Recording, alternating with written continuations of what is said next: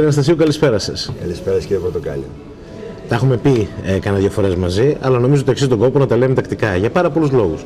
Πρώτα απ' όλα γιατί το προϊόν, η υπηρεσία η οποία προσφέρει η εταιρεία σας είναι πάρα πολύ σημαντική αν κάποιος ξέρει να την αξιοποιεί, αλλά και επίσης γιατί είσαι ένα πάρα πολύ σημαντικό στέλεχος, ο οποίος μπορεί να μας δώσει και διάφορες πληροφορίες για το επιχειρήν γενικότερα.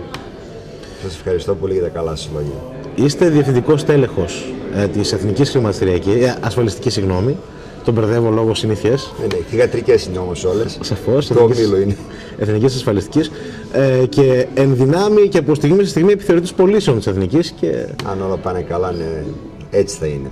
Φαντάζομαι ότι όταν προβληθεί η εκπομπή, που θα προβληθεί κάποια στιγμή άμεσα, θα είστε ήδη. Γιατί μιλάμε για λεπτά. Από λεπτό σε λεπτό θα γίνεται επιθεωρητής πωλήσεων της Εθνικής Ασφαλιστικής. Είναι αλήθεια ότι είναι το επιστέγασμα μιας προσπάθειας πολλών ετών. Και επειδή ουσιαστικά είναι και η μέγιστη βαθμίδα που μπορεί να έχει ένας άνθρωπος στον χώρο των πωλήσεων, είναι πάρα πολύ σημαντικό. Να πούμε αμήν απλά και τίποτα περισσότερο. Το αμήν λοιπόν, και στο ευχόμαστε γιατί σας ταιριάζει, γιατί σας αξίζει. Ευχαριστώ πολύ. Κύριε Αναστασίου, νομίζω ότι η συζήτηση που πρέπει να κάνουμε σήμερα πρέπει να έχει να κάνει και λίγο με την ανεργία. Δηλαδή, κάποτε παρατηρήσαμε ότι σε έναν φέρελπη κλάδο όπως αυτός των ασφαλιών υπήρχαν διάφοροι που θέλουν να ασχοληθούν.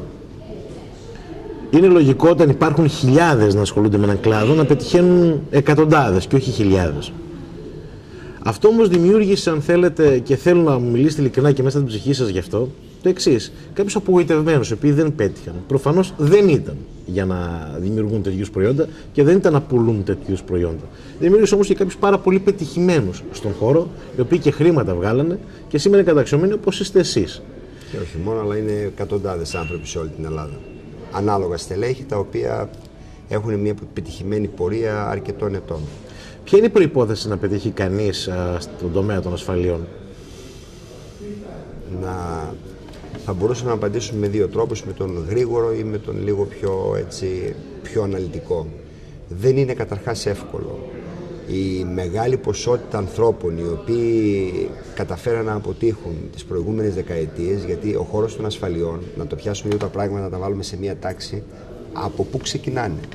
Ο χώρος των ασφαλιών, αν και για την Εθνική Ασφαλιστική που εγώ εκπροσωπώ, ξεκινάει η δράση της στην ελληνική κοινωνία το 1891, δηλαδή 120 χρόνια περίπου πριν. Στην πραγματικότητα η μεγάλη ανάπτυξη έρχεται αρχές της δεκαετίας του 80. Δηλαδή μόλις πριν από 27 χρόνια. Αυτό γίνεται γιατί τότε επιτρέπεται με ειδική νομοθετική ρύθμιση στις επιχειρήσεις να επενδύουν για λογαριασμό των πελατών τους τα χρήματα και να αποδίδουν κέρδη, τα λεγόμενα μερίσματα. Δηλαδή για πρώτη φορά βγαίνουν στον αέρα ασφαλιστήρια, τα οποία δεν αφορούν μόνο το θάνατο, την αναπηρία, που είναι και, αν θέλετε, εφάμιλα ή συνυφασμένα ιδιαίτερα με το χώρο τον ασφαλιστικό, αλλά δημιουργούνται συμβόλαια τα οποία αποδίδουν και κέρδη. Εφάπαξη, ίσως συντάξεις ή οτιδήποτε άλλο. Τότε για πρώτη φορά ξεκινάει και ένα σύστημα στην Ελλάδα να εισαγάγεται που είναι διαφορετικό από το υπάρχον. Υπήρχαν τότε τα πρακτορεία και κατόπιν εισαγάγεται ακριβώς το 80 το σύστημα του agency system, το οποίο και εγώ εκπροσωπώ σήμερα. Η διαφορετικότητά του βρίσκεται στο εξής. Το πρακτοριακό δίκτυο αφορά εσάς, ίσως ή εμένα, που ασχολούμαστε προσωπικά και αναπτύσσουμε μια ατομική ασφαλιστική επιχείρηση, ενώ το agency system που είπαμε ότι και εγώ εκπροσωπώ, είναι το σύστημα της ανάπτυξης των ανθρώπων. Δηλαδή ένας άνθρωπος ξεκινάει μεν σαν ασφαλιστικός σύμβουλος, αλλά έχει τη δυνατότητα σταδιακά να κάνει τις προαγωγές του, να έχει εξέλιξη, προοπτική μέσα στον χώρο. Αυτό, όπως καταλαβαίνετε, σε μια Ελλάδα η οποία ναι μεν 27 χρόνια πριν δεν είναι και πολύ παλιά, αλλά δεν είναι και αρκετά νωρίς, δεν είχε φοβερές ευκαιρίες πέραν του δημοσίου για να αναπτυχθείς. Αγκαλιάζεται από πάρα πολλούς νέους ανθρώπους. Μέσα σε αυτούς ανήκω και εγώ, γιατί και εγώ είμαι προϊόν της δεκαετίας του 80, το 1987 ξεκίνησα την καριέρα μου. Όμως, όταν ξεκινάς σε έναν χώρο, ο οποίος είναι εντελώς παρθενικός. Τι κάνατε πιο πριν, συγγνώμη και λόγω διακόπτω. Ήμουνα μαθητής. Είμαι πάρα πολύ νέος, κύριε Πορτοκάλη, είμαι μόνο 40 χρονών. Πριν 21 χρόνια. Ναι, όχι, την είπα την ηλικία μου, δεν την κρύβω, 41 ήμουν μαθητής και μάλιστα σχεδόν ταυτόχρονα ξεκίνησα στο συγκεκριμένο χώρο, επειδή με κέρδισε από την πρώτη στιγμή. Με κέρδισε η καθαρότητά του και η προοπτική του. Δηλαδή ήμουν από τους ανθρώπους που πίστεψα ότι πραγματικά υπάρχει σπουδαία προοπτική σε ένα κλάδο που δεν ήταν γνωστός. Μπήκαν όμως πάρα πολλοί άνθρωποι. Μπήκαν άνθρωποι οι οποίοι πολλές φορές δεν προλάβαν να αξιολογηθούν.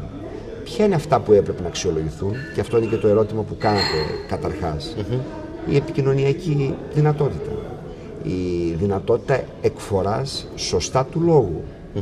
Οι γνωριμίες που παίζουν ένα ρόλο όταν έχεις να πουλήσεις ένα προϊόν, μια υπηρεσία, οτιδήποτε. Οι γνωριμίες είναι καθοριστικός παράγοντας. Αυτά είναι πράγματα και στοιχεία. Η πίστη στο προϊόν. Πίστη σε αυτό που κάνεις. Αυτό βέβαια είναι και λίγο, δεν είναι και λίγο υπόθεση της εταιρείας που προσλαμβάνεσαι. Δηλαδή για να αποκτήσω εγώ πίστη, δεν πρέπει εσείς να με πείστε που με προσλαμβάνετε ότι αυτό που κάνω είναι σωστό. Εγώ θα πρέπει να έχω καλή επικοινωνία, αρκετούς γνωστούς, διάθεση για επιτυχία, τη σπιρτάδα αυτή που χρειάζεται, ένα ελεύθερο επάγγελμα. Γιατί περίπου ο λόγος.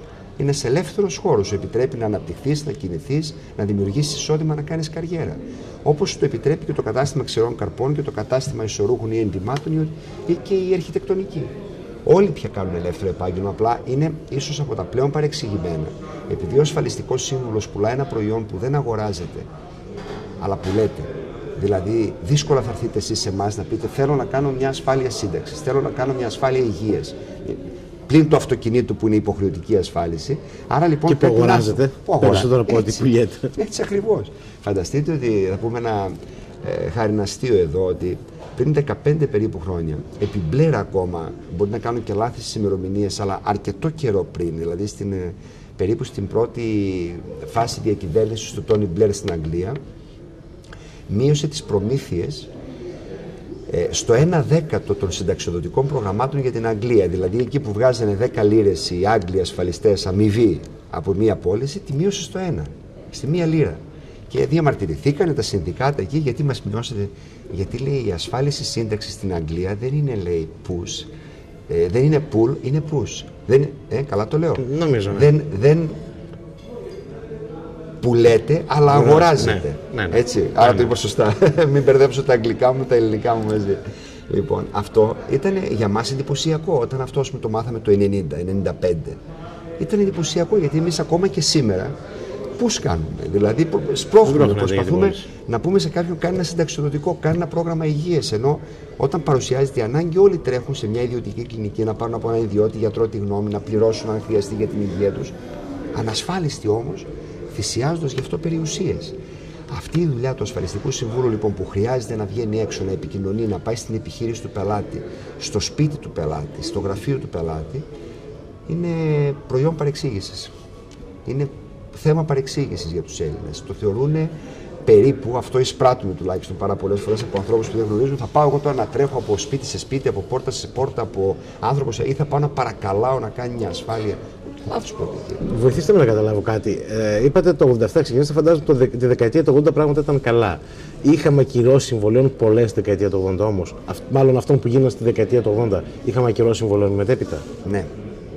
Πάει να πει ότι δεν γίναν πρόχειρα, γίναν στο πόδι. Όχι. Όχι. Απαντάω μονολεκτικά πιο πολύ για να σας επιτρέψω να ξεδιπλώσετε όλες σας τις σκέψεις και να μπορέσω να απαντήσω. Γίναν πωλήσεις στο πόδι. Είναι λογικό, όταν κάτι είναι καινούριο, γίνονται και πωλήσεις στο πόδι. Ναι, αυτές οι πωλήσεις λοιπόν καλώς κάνουν και ακυρώνονται. Δεύτερον, δεν υπάρχει παιδεία. Ξεκινάς να κάνεις ένα ασφαλιστήριο για να το κρατήσεις 20-30 χρόνια. Άρα λοιπόν δεν το κάνεις με τον ενθουσιασμό της στιγμής, αλλά μελετώντας τις δυνατότητες που έχεις σήμερα και τις δυνατότητες που θα έρθουν αύριο. Εκεί λοιπόν δεν έγινε σωστή μελέτη. Ίσως όχι ούτε από την πλευρά του ασφαλιστικού συμβούλου. Από την άλλη, οι ακυρώσεις φυσικές δεν αξιολογούνται έτσι. Δηλαδή, σήμερα εσείς είστε ένας τέλεχος ενός καναλιού, αύριο μπορεί να είστε άνεργος, που δεν εύχομαι κάτι τέτοιο. Δεν θα κόψετε έξοδα τα οποία είναι προαιρετικά. Σαφώς. Δεν μπορείτε να κόψετε πιθανόν το τέβες σας ή κάτι άλλο, θα κόψετε την ιδιωτική ασφάλιση. Αυτές οι ακυρώσεις δεν τις μετράμε. Υπάρχουν αρκετές ακυρώσεις λόγω κακής ποιότητας της πώλησης, κακής πληροφόρησης και το χειρότερο απ' όλα για μένα, το οποίο προσπαθούμε σήμερα και κάνουμε πολύ μεγάλο αγώνα όλα τα στελέχη της αγοράς, φαντάζομαι. Δεν πουλούνται τα συμβόλαια με βάση την ανάγκη του πελάτη. Δεν πουληθήκαν μάλλον, γιατί σήμερα δεν είναι έτσι τα πράγματα. Είναι πολύ ψαγμένοι καταναλωτές και όταν κάποιος κάνει μια ασφάλιση σήμερα, ξέρει πάρα πολύ καλά τι κάνει, ξέρει πάρα πολύ καλά τι θέλει βασικά. Τότε γινότανε, αν θέλετε, είχε γίνει και λίγο μόδα, πώς να το πω, δεν βρίσκω τις κατάλληλες λέξεις. πάρε κόσμε να έχεις. Ήταν μια εντελώς παρθένα αγορά και εκεί πράγματι δημιουργείται ένα πρόβλημα. Υπήρξαν λοιπόν ακυρώσεις, όχι καταστροφικές. Υπήρχαν και άνθρωποι που σήμερα εξαγοράζουν συμβόλαια.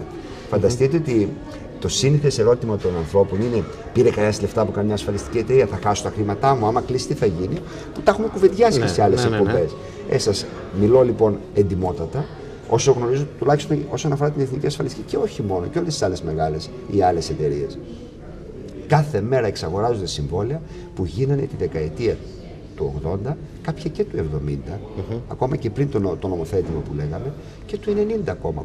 Γιατί ένα ασφαλιστήριο το 95 που είναι για 10 χρόνια, λύγει το 2005. Κανείς πελάτης δεν βγαίνει ζημιωμένος. Εκεί όμως που επίσης κάναμε ένα τρομακτικό σφάλμα και οι εταιρείες, θεωρώ, αλλά και οι ασφαλιστικοί σύμβουλοι και οι πελάτες, ήταν τρίπτυχο το θέμα, ήταν στη δημιουργία υψηλών προσδοκιών. Εγώ νομίζω ότι η αγορά σήμερα είναι τραυματισμένη για δύο λόγους. Από τη μία με το αυτοκίνητο και την κακή εποπτεία, τις κακές σε εισαγωγικά βάζω τις εταιρείες, και είμαι πολύ προσεκτικός σε αυτό το σημείο γιατί δεν είναι η δουλειά μου αυτή, δεν πληρώνω. Τρακάρουμε τα αυτοκίνητά μας, πάτε να πάρετε την αποζημίωση, δεν πληρώνεστε. Ταλαιπωρείστε 6 μήνες, 1 χρόνο, οτιδήποτε. Αυτό δημιουργεί κλίμα. Γιατί το ξέρετε, νομίζω ότι Εβραίοι το έχουν πει, που έχουν πει πολύ σημαντικά πράγματα. Ένας ευχαριστημένος πελάτης κάνει άλλους 10-15 ευχαριστημένους. Ένας δυσαρεστημένος κάνει 250 δυσαρεστημένους. Ναι, αυτό είναι αλήθεια. Άρα λοιπόν, τρακάραμε το αυτοκίνητό με μια κακή εταιρεία, δεν πληρώνομαι στην ώρα μου, δεν πληρώνομαι σωστά, δημιουργείται πρόβλημα. Πρόβλημα αξιοπιστίας. Άρα θεωρείται αδιανόητο ότι κάποιος θα πληρώσει την ώρα του. Φοβούνται την γραφειοκρατία. Εύχομαι ότι θεωρούνταν. Να μην θεωρείται ακόμα, δηλαδή θεωρώ ότι σε πολύ μεγάλο βαθμό έχει λυθεί.